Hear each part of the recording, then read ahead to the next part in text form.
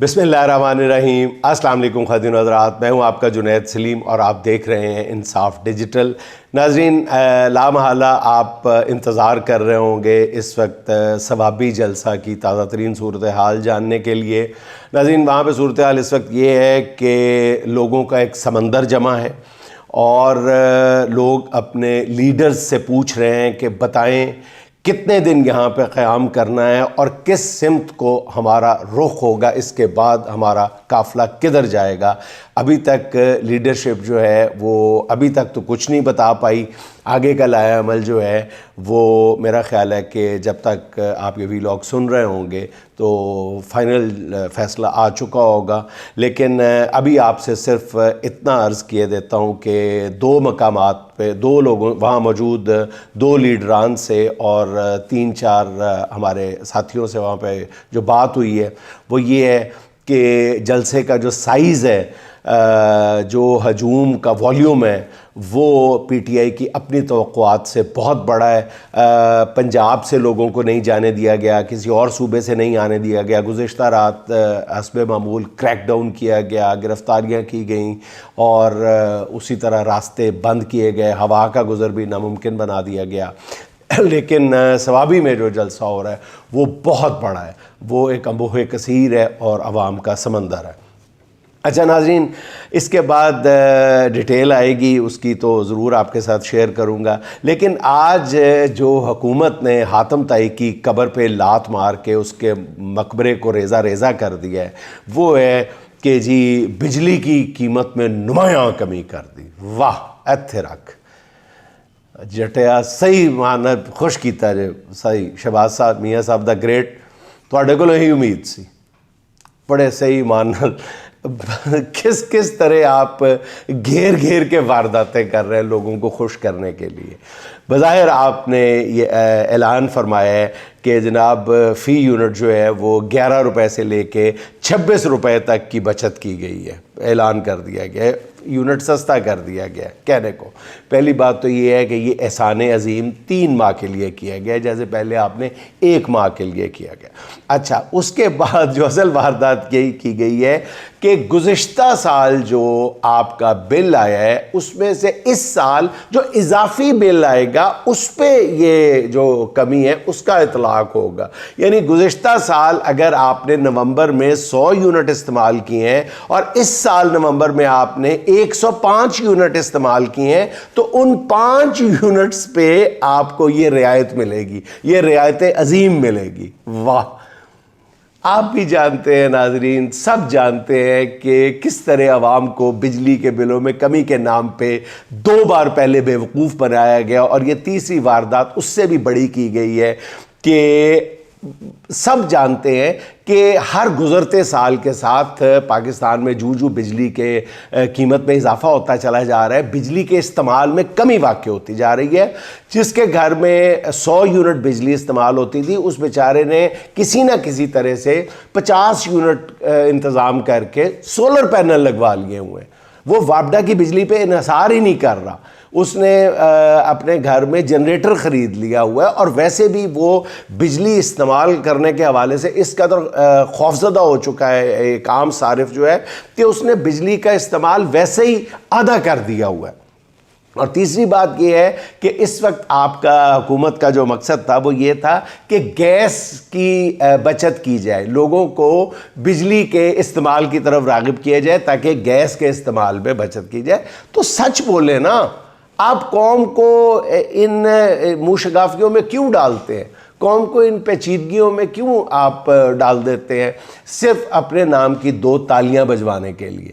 قوم مطلب سادہ ضرور ہے عوام، لیکن اتنی بھی سادہ نہیں ہے، احمق نہیں ہے۔ جب اس کی کمر پہ یہ بوجھ پڑتا ہے، اس کو اپنی جیب سے ادا کرنا پڑتا ہے، تو بیوقوف سے بیوقوف شخص جو ہے وہ بھی آپ عقل مند ہو جاتا ہے، وہ یہ جان جاتا ہے کہ حکومت ہمارے ساتھ کر کیا رہی ہے۔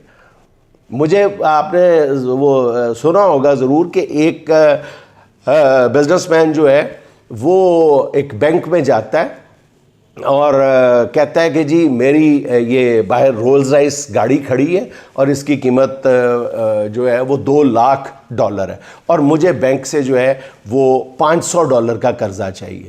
میں اس گاڑی کو گروی رکھ کے آپ سے $500 کا قرضہ مانگ رہا ہوں. تو بینک والے بہت حیران ہوتے ہیں کہ اتنی مہنگی گاڑی اور $500 کا قرضہ. وہ کہتے ہیں قانونی طور پہ تو آپ انکار نہیں کر سکتے نا, میں مانگ رہا ہوں آپ دے دیں $500 اور گاڑی میری رکھ لیں. تو میں جب $500 واپس کروں گا تو آپ میری گاڑی واپس کر دیجئے گا. بینک والے کہتے ہیں ٹھیک ہے.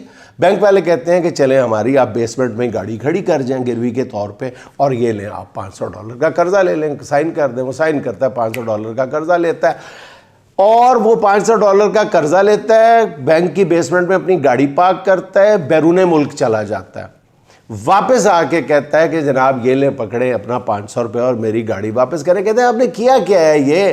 کہتے ہیں جی میں نے حساب لگایا تھا ایئرپورٹ پہ اگر میں 20 دن کے لیے گاڑی اپنی کھڑی کرتا تو اس کا جو پارکنگ کا کرایہ تھا نا وہ $5000 بن رہا تھا, تو میں نے آپ سے $500 میں یہ رعایت لے لی ہے. بینک والے سر پکڑ کے بیٹھ جاتے ہیں کہ واقعی تو شہزادہ ہی. اور اس وقت قوم جو ہے نا وہ ان شریفوں کو خراج عقیدت پیش کرتی ہے, سلام پیش کرتی ہے کہ جو کچھ وہ اس قوم کے ساتھ کرتے چلے آ رہے ہیں اور پتہ نہیں کب تک کرتے چلے جائیں گے. جہاں جہاں جب ان کا داؤ چلتا ہے وہ یہ کر رہے ہیں. اچھا ناظرین, آپ کو اس سے پہلے کہ ہم معمول کی خبروں کی طرف چلے, ایک خبر آپ کو دینی ہے. وہ یہ ہے کہ ڈونلڈ ٹرمپ کا خوف تو ہے ہی ہے, وہ تو اب کسی سے ڈھکا چھپا نہیں ہے. ڈونلڈ ٹرمپ کی ٹی سے بھی یہ ڈرنا شروع ہو گئے. کوئی ٹی کر دے نا قریب سے گزرتا ہے کہتے ہیں ٹرمپ دا بندہ, مطلب وہ ٹرمپ کا نام سننے سے بھی وہ خوف زدہ ہیں اور ٹانگیں کانپ رہی ہیں کہ پتہ نہیں ٹرمپ آ کے کیا کر دے گا. وہ تو دور کی بات ہے. ڈونلڈ ٹرمپ کے اس وقت جو قریب ترین بزنس مین ہے وہ ایکس یا ٹویٹر کا مالک جو ہے ایلن مسک ہے. اور ایلن مسک کے نام سے بھی حکومت اس قدر خوف زدہ ہے کہ میری اطلاعات ہیں کہ حکومت نے ڈونلڈ ٹرمپ اور ایلن مسک کی قربت کو دیکھتے ہوئے فوری طور پہ یہ صلاح مشورہ شروع کر دیا ہے, فیصلہ کر لیا ہے کہ کہیں ایلن مسک کی جو ہے وہی ہم پر چڑھائی نہ کر دے اور پہلا فون ڈونلڈ ٹرمپ کی جگہ ایلن مسک کا ہی نہ آ جائے پاکستان میں. حکومت نے فیصلہ کیا ہے کہ ٹویٹر سے پابندی اٹھا لی جائے. عدالت یہ کام نہیں کرا سکی, اپوزیشن یہ کام نہیں کروا سکی, پی ٹی آئی یہ کام نہیں کروا سکی, سول سوسائٹی یہ کام نہیں کروا سکی جو ڈونلڈ ٹرمپ کی جیت نے یہ کروا دیا. اور شاید سننے میں آ رہا ہے کہ یہ ہفتے 10 دن میں یہ پابندی جو ہے یہ غالباً اٹھا لی جائے گی. اچھا ناظرین, مطلب میں آپ کی خدمت میں یہ بات اس لیے عرض کرنا ضروری سمجھتا تھا کہ اس سے آپ حکمرانوں کی ذہنی حالت کا, ڈونلڈ ٹرمپ کے آنے کے بعد خاص طور پہ ذہنی حالت کا اندازہ لگا سکتے ہیں. یعنی میرے ذہن میں وہ بات آ جاتی ہے کہ ایک کوئی پاگل اسی طرح کسی بازار میں اونچی بلڈنگ پہ چڑھ جاتا ہے اور دھمکی دیتا ہے کہ جی میں چھلانگ لگانے لگا ہوں نیچے. تو لوگ نیچے جمع ہو جاتے ہیں, کہتے ہیں کیوں, کیا ہوا ہے, تم چھلانگ کیوں لگانے لگے ہو؟ کہتا ہے جی بس میں چھلانگ لگانے لگا ہوں, آپ لوگ مجھے سب سے بڑا نہیں مانتے, مجھے اپنا بادشاہ مانو گے تو پھر میں چھلانگ نہیں لگاؤں گا. اتنی دیر میں پولیس بھی آ جاتی ہے اور سارے لوگ آ جاتے ہیں, مختلف ادارے نیچے اکٹھے ہو جاتے ہیں, فائر بریگیڈ کی گاڑیاں آ جاتی ہیں, اس کی منت سماجت شروع کر دیتے ہیں کہ چھلانگ نہ لگاؤ, چھلانگ نہ لگاؤ. وہ کہتا ہے پہلے مجھے بادشاہ مانو پھر میں چھلانگ نہیں لگاؤں گا. بڑے پریشان ہوتے ہیں. تو وہ پھر وہ پولیس والا کہتا ہے اچھا یار چلو ہم نے تمہیں بادشاہ مان لیا لیکن چھلانگ نہ لگاؤ. کہتا ہے نہیں ایسے تم نے بادشاہ ماننا, تمہارے بادشاہ ماننے سے کیا ہو جاتا ہے, یہ جو اتنے لوگ نیچے سینکڑوں کھڑے ہیں. تو وہ پولیس والا ان کو اشارہ کرتا ہے آنکھ سے, کہتا ہے یار کہہ دو. لوگ نیچے نعرے لگانے شروع کر دیتے ہیں, بادشاہ ہمارا زندہ آباد, بادشاہ ہمارا زندہ آباد, تم ہمارے بادشاہ تم. تو وہ پھر کہتا دیکھو اب سب نے تمہیں بادشاہ مان لیا, اب پلیز چھلانگ نہ لگانا. تو پھر وہ پاگل ادھر ادھر دیکھ کے کہتا ہے کہ میں تو چھلانگ لگاؤں گا. کہتے ہیں اب کیوں چھلانگ لگاؤ گے یار, ہم نے تمہیں بادشاہ مان لیا. کہتا ہے میں اس قوم میں نہیں رہنا چاہتا جو پاگلوں کو بادشاہ بنا لیتی ہے, تو میں چھلانگ لگاؤں گا ہی لگاؤں گا. تو حضور والا یہ برسبیل تذکرہ بیچ میں پتہ نہیں کہاں سے میرے ذہن میں آ گیا تو میں نے آپ کے ساتھ شیئر کر لیا. اس کو کسی کے اوپر منطبق مت کیجیے گا پلیز. اچھا ناظرین, فارم 47 پہ بنی ہوئی حکومت کا ذکر ہو رہا ہے. تو وہ بیچاری ایک سوراخ بند کرتی ہے تو اس کی کشتی میں دوسری جگہ سے سوراخ ہو جاتا ہے. 26ਵੀं तरमीम के बाद हुकूमत ने अदलिया को फ़तह कर लिया था, मगर फिर कोई ना कोई मसला खड़ा हो जाता है। गुज़िश्ता रोज़ होने वाले जुडिशल कमीशन के इजलास में पूरी सिंध हाई कोर्ट को आइनी बेंच बना दिया गया। अब जुडिशल कमीशन के अगले इजलास यानी 24 नवंबर तक पूरी सिंध हाई कोर्ट जो है वो आइनी बेंच के तौर पे काम करेगी। ज़ाहिर तो ये कोई बड़ी खबर नहीं लगती, मगर इसमें एक बड़ी खबर पहना है, वो ये कि सिंध हाई कोर्ट के चीफ जस्टिस शफी अब्बासी ने 26वीं तरमीम के खिलाफ केस लगाया हुआ है, जो इब्तदाई समाअत के बाद 2 हफ्ते के लिए मुलतवी किया गया था। अब इस केस की अगली समाअत 14 नवंबर को होना है। अगर इस समाअत पर सिंध हाई कोर्ट ने डे टू डे बेसिस पे समाअत शुरू कर दी तो फिर 26वीं तरमीम का फैसला कर दिया और उसे खिलाफ आइन करार दे दिया, तो हुकूमत की सारी आइनी जो हिफाजती दीवार है वो यकलख्त ज़मीं बोस हो सकती है। इसका मतलब ये भी है कि जस्टिस मंसूर अली शाह के दोबारा चीफ जस्टिस बनने की राह भी हमवार हो जाए। हुकूमत ख़ुसूसन नून लीगी क़यादत को एक और फ़िक्र जो है वो खाए जा रही है। इस्लामाबाद में अब कहीं दबे और कहीं खुले लफ्ज़ों में ये बात हो रही है कि हुकूमत ने आर्मी चीफ़ की मुद्दत मुलाजमत 5 साल करके अपनी अफादियत बिल्कुल ख़त्म कर दी है, क्योंकि इससे ज़्यादा ये हुकूमत पस पर्दा क़ुव्वतों की मज़ीद कोई खिदमत कर नहीं सकती थी। अब ये हुकूमत इस्टेब्लिशमेंट के लिए बोझ है, क्योंकि जो उससे फ़ायदा लेना था वो ले चुकी है। क्यों ये हुकूमत जो है IMF का पैकेज लेने के बाद भी नहीं चल रही, और ज़राए का ये कहना है कि अब कौमी हुकूमत के पुराने आइडियाज़ पे दोबारा काम हो रहा है, वही कौमी हुकूमत जिसका कुछ अरसे पहले शोर था। इस सिलसिले में खान साहब को भी ऑप्शन दी गई है कि वो भी कौमी हुकूमत का हिस्सा बन जाएं, क्योंकि वो कौमी हुकूमत के क़याम से ट्रंप की तरफ से लटकती तलवार से भी मुक़्तदर क़ुव्वतों को कुछ रिलीफ मिल जाएगा। ताहाल इमरान खान ऐसी किसी डील का हिस्सा बनने के लिए तैयार नहीं है। अलबत्ता नवाज़ शरीफ और शहबाज शरीफ ने अपने हाथ पाँव काट कर इस्टेब्लिशमेंट को दे दिए। अच्छा नाज़रीन, मुल्क की इक़्तिसादी हालत की थोड़ी सी तस्वीर कल के व्लॉग में आपके सामने रखी थी, जिसमें आपको बताया था कि मुल्क की माशी हालत बहुत ही पतली है, बहुत ही ख़राब है। तमाम माशी इशारिये मनफी में ट्रेंड कर रहे हैं और IMF डील में तय किया गया कोई भी हदफ जो है वो हासिल नहीं हो पा रहा, और माली साल के पहले 6 माह के दौरान टैक्स हदफ से 321 अरब रुपए कम जमा होने का खदशा या इम्कान है, जबकि आज़ाद ज़राए के मुताबिक रेवेन्यू शॉर्टफॉल इससे भी कहीं ज़्यादा हो सकता है, जिस पर हंगामी तौर पे IMF का वफ़द पाकिस्तान आ रहा है, और इस वफ़द की पाकिस्तान आमद से जो है हुक्मरानों के रंग जर्द पड़े हुए हैं। ख्याल है कि हुकूमत को मिनी बजट लाकर नए टैक्स लगाना होंगे और महंगाई से निडाल आवाम को अब कुंद छुरी से ज़िबा किया जाएगा। माशी बहरान कितना खौफनाक है नाजरीन, इसका अंदाज़ा वज़ीर ख़ज़ाना मोहम्मद औरंगज़ेब साहब के इस बयान से लगाया जा सकता है कि जिनका कहना है कि अब कोई मुल्क भी पाकिस्तान को कर्ज़ देने को तैयार नहीं है, हत्ता कि चीन और सऊदी अरब जैसे दोस्त मुल्क भी पाकिस्तान में मज़ीद डिपॉज़िट रखने या रोल ओवर के लिए भी तैयार नहीं है। वज़ीर ख़ज़ाना का कहना है कि टैक्स हदफ के हसूल के लिए टैक्स नेट बढ़ाने और नए टैक्स लगाने के सिवा कोई और ऑप्शन मौजूद नहीं है, और औरंगज़ेब साहब ने IMF के वफ़द की आमद से पहले ही हाथ उठा दिए। अब एक तरफ वज़ीर ख़ज़ाना का बयान मईशत की हालत बता रहा है, दूसरी तरफ आप देखें नाजरीन, हुकूमती अलल्ले तलल्ले कम नहीं हो रहे। 26वीं तरमीम के बाद अदलिया फ़तह करने की खुशी में जजेस की मराआत में नाकाबिल फ़हम बेशबहा इजाफ़ा कर दिया गया, और ऑब्वियसली मकसद सबको पता है। मतलब आला अदलिया के एक जज को माहाना तकरीबन 10 लाख रुपए की इजाफी मराआत मिलेंगी हुकूमत के ऐलान के मुताबिक। अच्छा नाज़रीन, एक लम्हे के लिए रुकेगा, यहाँ मुझे आपको एक ख़बर देना भी मकसूद है अदलिया के हवाले से, कि अदलिया को जिस अदलिया को 10 लाख रुपए की मज़ीद मराआत से नवाजा गया है, उस ज़ाहिर इसी उम्मीद पे बहाना यही होता है कि ताकि वो ईमानदारी से अपना फ़र्ज़ मनसबी अदा करें। लेकिन इस वक्त हालत कई जजेस की, मेजॉरिटी के बारे में मैं नहीं कहता, लेकिन कई जजेस जो सरकारी तौर पे भर्ती हो जाते हैं, वो जज कम और मुख्तलिफ़ सियासी जमातों के लिए ज़्यादा काम कर रहे होते हैं।